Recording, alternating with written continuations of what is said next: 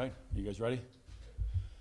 All right, a little before 10 o'clock this morning, Buffalo police officers in Charlie District, Ferry Fillmore District, responded to a call of a male with a gun. Officers responded on scene, encountered an individual, a male, in the street on the 100 block of Reed Street, who was holding a long gun, which turned out to be a 12-gauge shotgun. Officers exited their patrol cars, took cover behind their patrol car doors, and as I stated, they were a bit of a distance. They stopped short before they got to the individual. Within, I would say, less than 30 seconds upon their arrival, they had given numerous commands for the individual to put the gun down. Within about that 30-second time frame, this individual discharged one round from his 12-gauge shotgun. Two of the officers of several officers that were on scene returned fire. He was struck multiple times. The officers then did a tactical approach on the individual because he still had the shotgun, at which point then they were able to get to him and immediately began rendering aid, called for fire, called for an ambulance. The officers on scene were rendering aid until the Buffalo Fire Department arrived. They took over aid. Through numerous efforts and a lot of attempts at aid, unfortunately he was pronounced deceased on scene.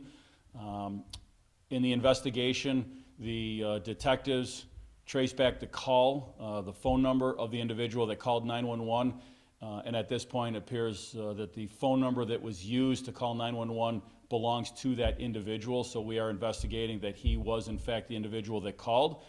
The information that came in from the 911 call called about somebody else that had a gun. So the call that our detectives received was that there is a male in the street with a gun, gave a full description, clothing, and that further information, and that's when officers arrived on scene. That's what they found when they got on scene. As I said, there were two officers that discharged their weapons. Those officers now are on administrative leave as per our normal protocol. And with that, I'll take any questions at this point. How many shots were fired at the suspect? So it's still very early in the investigation, so we're going through that. Our evidence team has the weapons that were used. They'll collect shell casings. We're still going over body camera videos. There were numerous officers that were on scene, so I don't have an answer for that right now.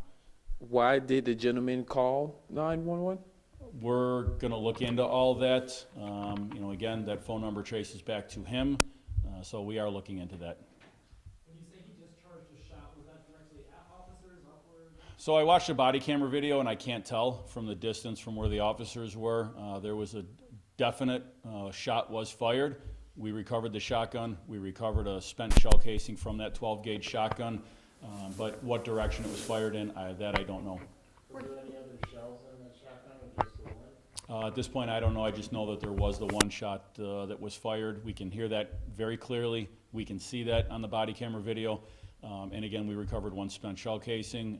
We have not, I don't personally know if there were any other rounds inside that gun. We heard from people that he might have been defending himself against someone not police related, another party. Is there any clarification as to whether there was another party there? There was nobody else on scene. We're still very early in this, so we're looking at all possibilities, but there was nobody else that we have located that was on scene, nobody that was outside. You can see on the body camera the street was clear. He was in the middle of the street. Have you had any other contact with this individual or at that house for other issues recently? Not going to get into that at this point. Again, I'm, in an effort to be as transparent as possible, I wanted to have this press conference very early, but it is very early, so we're not prepared to release the identity, any information at this time, so I don't want to get into that. It's part of the investigation. We will release more information in the days to come, both on the individual as well as the officers, and and my condolences do go out to the family of this individual. It's a terrible situation. It's very unfortunate that it ended like this. It's terrible for the family, terrible for the officers that had to respond to that, and unfortunately we're put in that position where they had to discharge their weapons. That's something that they're going to live with, and it's going to be with them. Is the investigation just focused on the area outside where that individual was, or also that person's property, house? We look at everything. So that's part of the crime scene. That's part of the the crime scene area. We take a much wider look at all of these cases. How do you determine who actually made the call, if the call originated in his house, if it was him or somebody else? So I didn't say that it originated from within his house. We have a phone, we have a cell phone. So we will get into that cell phone, but information that we've already uncovered, our homicide detectives have already uncovered, links that phone number to the individual. So, I was just say, but that is all a part of the continuing investigation. The community outside by the scene, they're, obviously very concerned about what happened. Do you have any voice to share for them at this point? What I want to share with them is, and that's why I'm doing this press conference so early in this investigation, is that I want them to know what we know at this point to the best that we can share, as much information as we can share. I will release body camera video. We will start working on that next week. So it's, takes a little bit of time to, to get that prepared, and there's more investigating that has to be done. But it will not be too long before we get that camera out, body camera video out. I'm not going to give you a definitive time frame, but the goal is, typically within a week, I want to get that out. So just, trust that we are doing a full and complete investigation. As part of the Attorney General's executive order, the Attorney General's office is on site. They have been on site from very early on. They were down in our homicide office working with our homicide detectives. What we have, they have.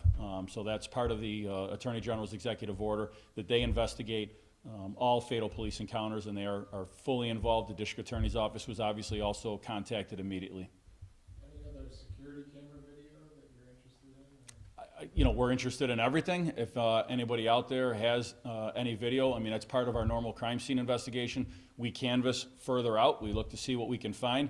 If anybody that's in that vicinity of the 100 block of Reed Street, if they can check any video, even before 10 o'clock, go back to 9:30, 9 o'clock. Don't know how long this individual may have been out. Did he go outside? Did he come back in? So if they can take a look at their video, if they find anything, please contact our homicide office. When do you think you'll be releasing the name? Because family members have kind of released the name, and he has a lot of relatives, so. Yeah, it's, family obviously is, that's up to them. We're with family out on the scene. We typically wait at least a day before we release names and any, homicide case, any death case, anything of this nature. We typically wait at least 24 hours. There's family, there's extended family, but, for our side, we typically wait at least a day. So we anticipate some point tomorrow we'll be releasing the name.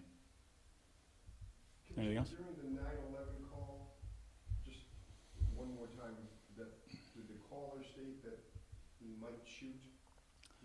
So that's all part of, the investigation, that the individual that called had stated that, there was an individual in the street that did have a gun, gave a very full description, and stated that anybody pulls on scene, he may shoot.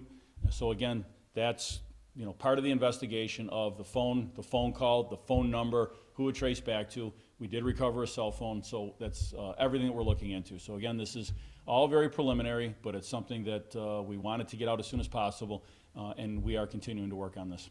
That description that he gave the person in the street, did it match his own description or somebody else? Well, the description that was given matched the individual that our officers encountered on the street. Again, we're still working to attach that number. We have the phone. We're going to look into the phone and verify that number, that we already have that number, and it matches records going back to that individual, but that's part of the investigation. We good? Anything else? Okay, thank you.